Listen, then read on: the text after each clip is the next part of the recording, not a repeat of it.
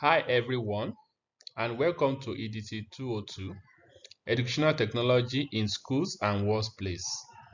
This is Unit 1, and we are starting with the foundations and what educational technology actually is and why it doesn't look the same in a primary classroom as it does in a corporate training. By the end of this short video, you will have the frame we're going to use for the rest of the course.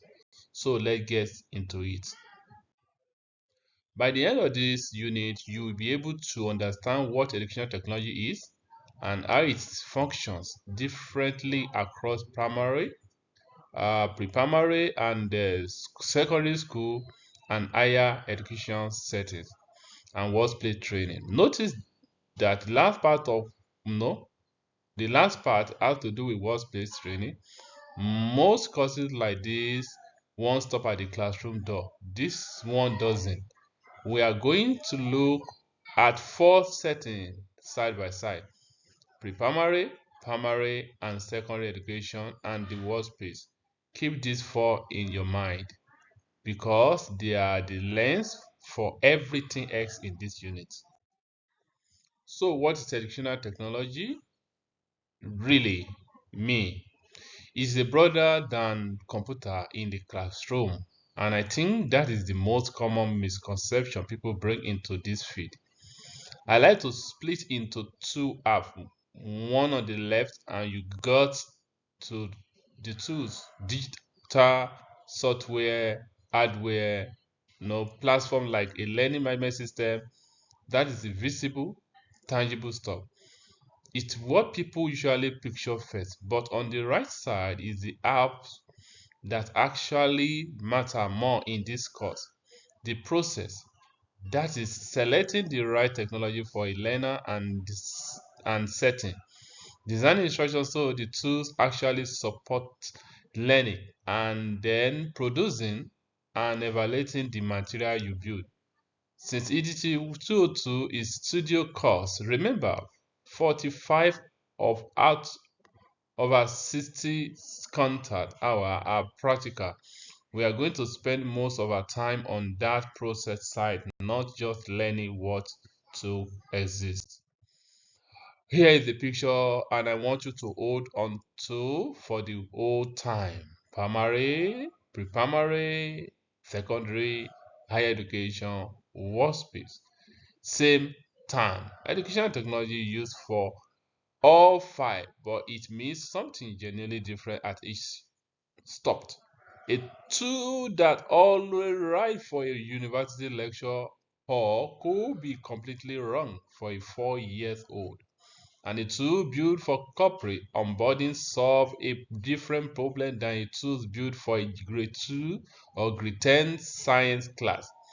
Each stop on this line has its own goals, its own learner, and its own appropriate technology, and that is exactly what we are going to unpack for the rest of this unit. Let's start at the beginning. Pre-primary and primary, the guiding principle here isn't a technology framework at all. It's something called developmental appropriation.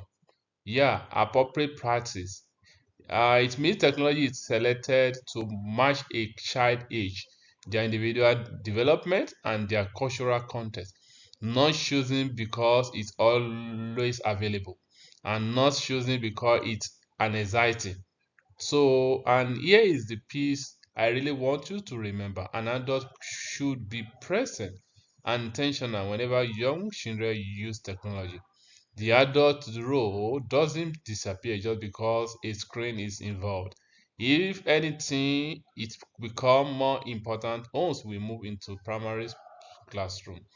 We had things like interactive board, early digital literacy, skill building, not just consumption, but actually building a skill and guiding, no, the guided educational gap tied to specific curriculum goal. And we'll be honest with you.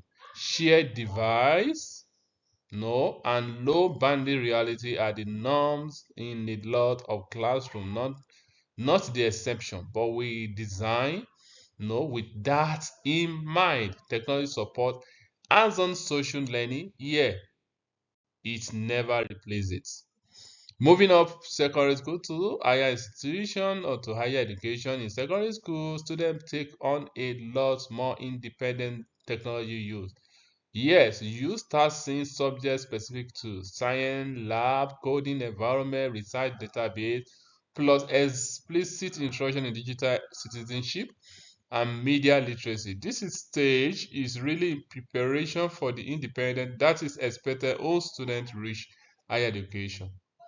And in higher education, that independent become the default. Learning management system carry most of the work, or no, the most of the cost. Framework like TPAC, SAM, we come back to those later in the time, guiding how instructors think about integration. Learners are expected to self-direct far more than they were in secondary school. And technology isn't just for content delivery anymore. It supports research, collaboration, and publishing tools. Now here is the context. Most courses, no, like no, like one entirely it's named directly in our course title for a reason. In the workspace, and the learner are adults, employees, self-motivated, time impressed, and then they are already rich in experience, and that means andragogy. Adult learning theory apply here, not the child learning theory. We talked about for primary the common tool, look different tool, element platform built for onboarding, micro module simulation, gamified compliance training, and the success metric is completely different from the school setting. It's not a grade, it's training ROI and perform impact. And this training actually change what people do on the job. I want to be direct with you about why this matter. A lot of you as education graduates are going to end up in NGO training, corporate training and development, or private tutoring technology role, not just a classroom teaching. This course treat that part just as serious as classroom teaching. And that is exactly what this unit and this slide is here to set up. So why does all of this actually matter in practice? Same fee, but a different question to ask before you choose a tool, depending on where you are for primary or for pre-primary. The question is it this developmental appropriate? This adult, is it no? Is it an adult mediation for primary and secondary? Is does this build a specific curriculum skill for higher education? Does this support self-directed research level work? And for the workspace, with this measure change on the job performance for four different questions for different content. And that is really the whole point of this unit. You are not memorizing the tool. Yeah, you are learning to ask the right question for the room you are actually in.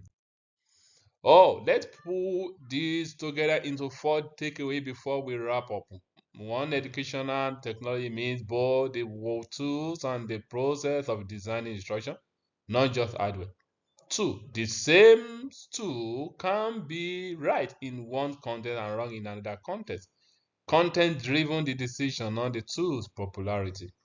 Three, the score treat pre-primary, primary, secondary, higher education, and workspace training as five equally rich settings, not school with the workspace tacked on an afterthought.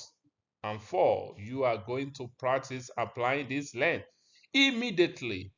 Your very first assignment asks you to compare technology used across four different contexts. So what we just covered isn't about abstract. You are using it right away. Oh, quick look away.